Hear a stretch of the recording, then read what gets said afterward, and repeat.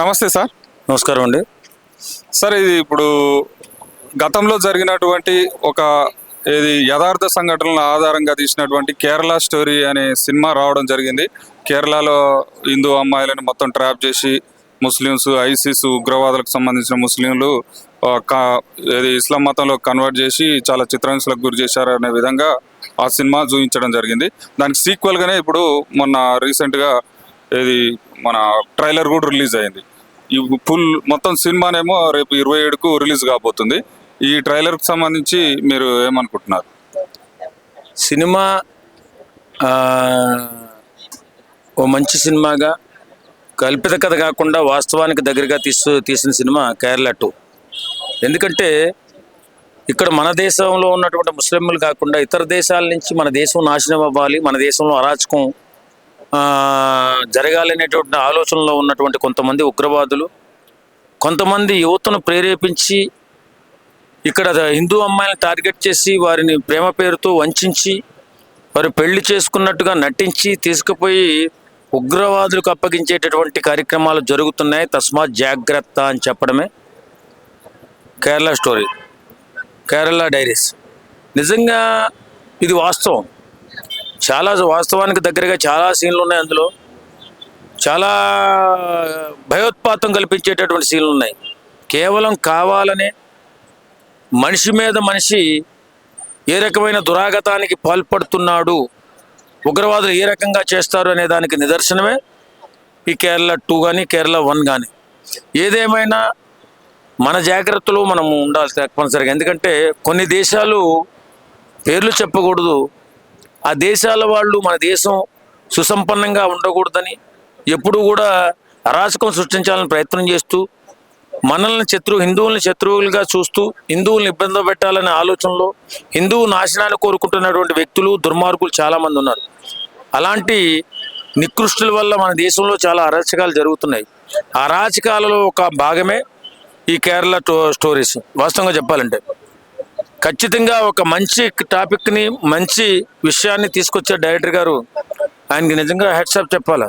ఎందుకంటే మనం ముస్లిమ్స్ అందరూ ఇలా ఉంటారా అని మనం అనకూడదు. ఎందుకంటే మన దేశంలో చాలా గొప్ప గొప్ప వ్యక్తులు ఉన్నారు.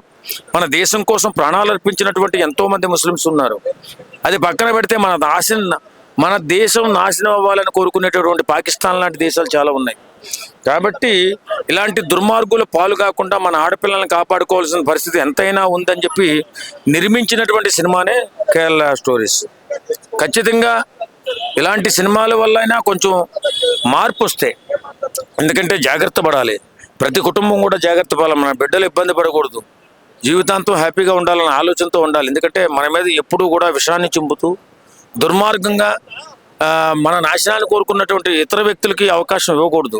ప్రతి ఒక్కరూ కూడా జాగ్రత్తగా ఉండాలి. ఈ సినిమా తీయడం వల్ల మనకి అవేర్నెస్ వచ్చి కొంచెం జాగ్రత్త పడే అవకాశం ఉంది. కాబట్టి ఇలాంటి సినిమాలు రావాలని చెప్పి కోరుకుంటున్నాను నేను. ఇంకొక విషయం సార్, ఆ ట్రైలర్లో స్టార్టింగ్ లైనే ఒకటి ఉంటుంది, రేపు 2047లో ఇస్లామిక్ కంట్రీగా మారబోతుంది భారతదేశం అనే ఒక డైలాగ్ కూడా ఉంటుంది.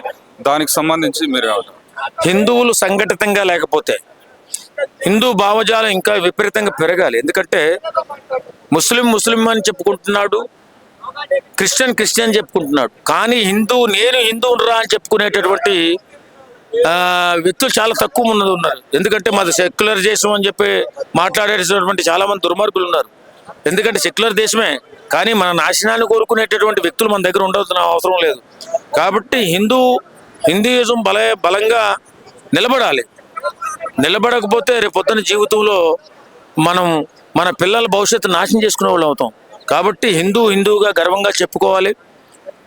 హిందూ చాలా సంఘటితంగా ఉండాల్సిన అవసరం ఉంది.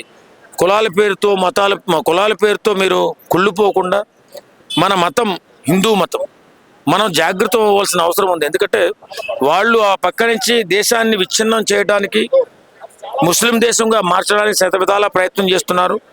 ఇతర దేశాల్లో ఉన్నటువంటి ఈ టెర్రరిస్టులు వాస్తవంగా చెప్పుకోవాలంటే ఆ దుర్మార్గంగా ప్రయత్నం చేస్తూ మన దేశాన్ని ముక్కలు చేయాలని, మన దేశాన్ని విచ్ఛిన్నం చేయాలని ప్రయత్నం చేస్తున్నటువంటి ముస్కర మూకల బారి నుంచి మనం మన దేశాన్ని కాపాడుకోవాలంటే హిందువులంతా కూడా సంఘటితంగా ఒకటిగా కలిసి ముందుకు వెళ్ళాల్సిన అవసరం ఎంతైనా ఉంది.